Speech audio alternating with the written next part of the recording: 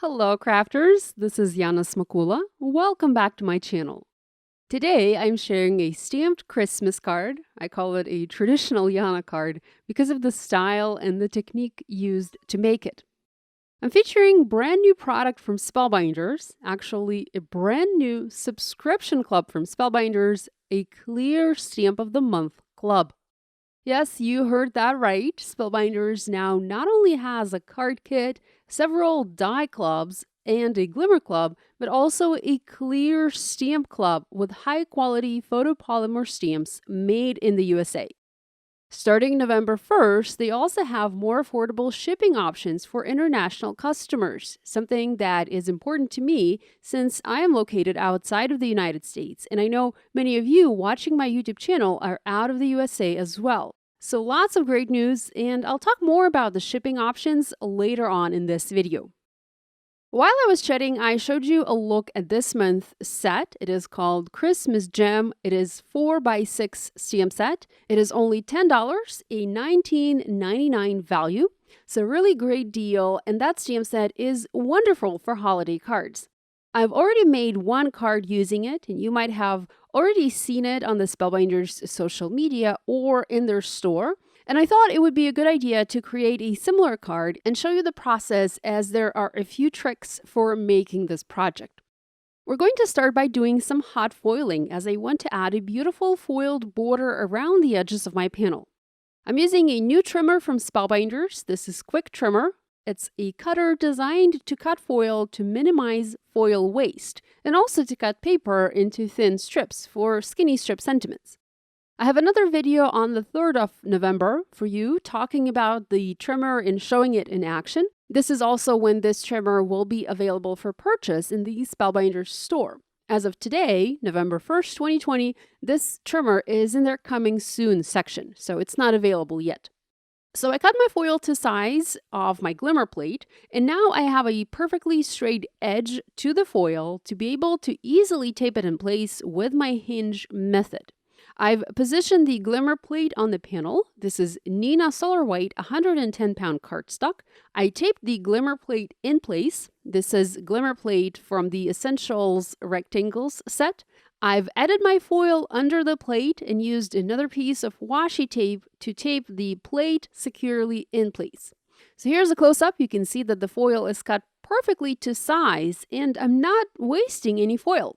Now, I do have all of that solid piece of foil in the center, and I will be able to reuse it later. I could have cut it out using my trimmer, but I didn't want to do that, as I have tried it before on a previous card that I made, and the foil just curls up so much it becomes very hard to manage and position. So I prefer to just cut it to size, and then once I've foiled, I can reuse the center part.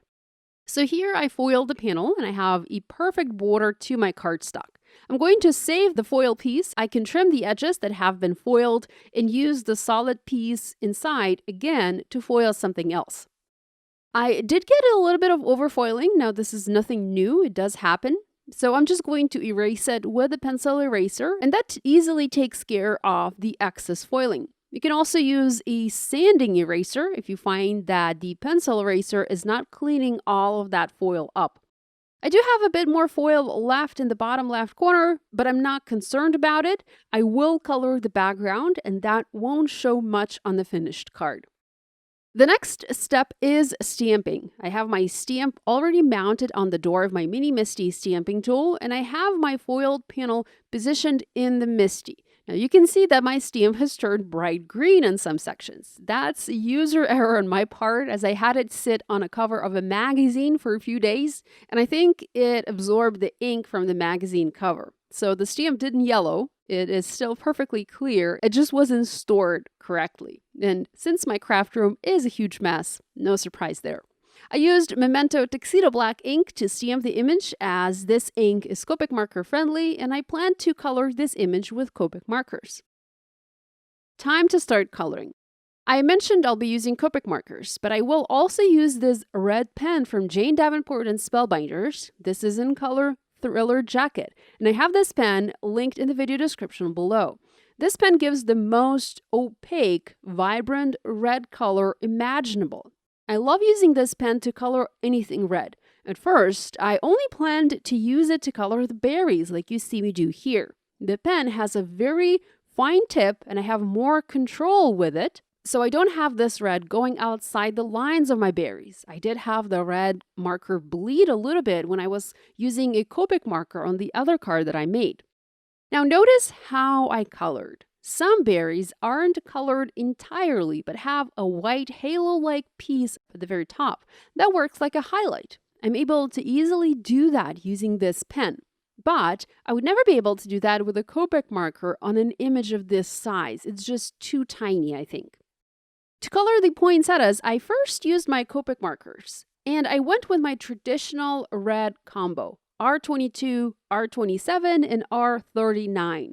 But the more I worked on this card, the more I liked the brightness of the red that the Jane Davenport pen gives me. So in the very end, I colored the poinsettias using that red pen. The pen isn't entirely opaque. I would say it is somewhat opaque, so very dark colors do show from under the pen, and that R39 marker does show, adding a nice shadow to the petals. This is where I first tried it on the little flowers. I just used the R39 marker to add shading and then used my red pen to color the petals in. And look how vibrant they look. You can compare the vibrancy of the red on these flowers to the red Copic-colored poinsettias. The flowers are much more vibrant. They almost have a velvety look to them. Next, to color the leaves, I used my 3 go-to Christmas green markers, a YG93, lightest green, YG95, medium green, and YG99, the darkest green. I did basic coloring here, going from light to medium to light again. You can also color the pine needles, and for this, I used my lightest green, YG93. I'm sorry the camera is focusing on the marker rather than the coloring, but I'm hoping that this still gives you an idea of how these can be colored. The next is the most exciting part, at least for me, coloring the background. I like to have dark backgrounds for my cards. I feel like the dark backgrounds help the other colors on the card pop. I picked several blue markers from my stash to color the background blue. Now, this is something that is going to take a lot of ink from your marker, so best to have refills for your Copics, as you might have to refill your markers as you color. On my original card, I did one solid layer of color, just dark blue, and I used B99 there.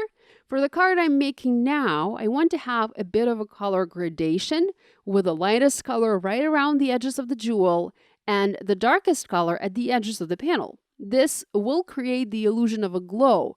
It will look like as if the light source is behind the gem. The gem is glowing, yet the background is still very dark. I start by using the B21 marker and I go around the edges of the jewel, coloring the negative space. The background coloring is time-consuming. I think it took me longer to color the background than to color the jewel itself. Next, I used the B34 marker, a medium blue, and extended this color further out towards the edges. At this stage, I am just laying down the color. I'm not blending anything. My next color is B99. This is the darkest blue, and I'm using this marker to go nearly all the way to the edges of the panel. Next, I'm using a C9 marker and adding a lot of darkness right on the edges of my panel. The foiling resists the marker, and I can confidently color over it, knowing that my markers are not going to color the foil. Having applied the initial layer, I go back in reverse order and reapply the marker. So now I'm going from dark to light to reapply the color, do some initial blending, and just intensify the colors on the panel. You'll notice that I didn't color all the way to the edges of the panel. That's because I will cut the panel out using a rectangle die, so no need to color all the way. Once I'll die cut it, I will color the edges, of course. I've sped up this part quite significantly as it is just the same coloring over and over again. Here, I have die cut the panel out and I can use my darkest marker, the C9, to color the very edge of the panel. I actually decided to go even a bit darker and used a C10 marker here. I switched to a chisel nib of my marker and colored the side of the panel as well. You don't want to use your brush nib for coloring the side of the panel as it can get a paper cut and it might become damaged. The chisel nib is a lot sturdier and it won't be affected when coloring the side of the panel like this. So here's the look at the finished coloring. You can see how different it is from the solid coloring I have on my original card. You can get this look using inks and ink blending tools, but you will need to mask your image. And since this is a rather detailed image, I decided to use my markers for the background instead of doing ink blending. Next, I used a B000 marker to add a hint of color inside the jewel. I just followed the stamped lines with this marker to add color. The next step is adding a sentiment, and I picked one that reads Peace, Joy, and Love from this stamp set, and I'm going to heat emboss it in antique gold embossing powder in the middle of the jewel. The middle part is designed to fit a sentiment. You can position your jewel either way, up or down, and I have it positioned differently on both of my cards.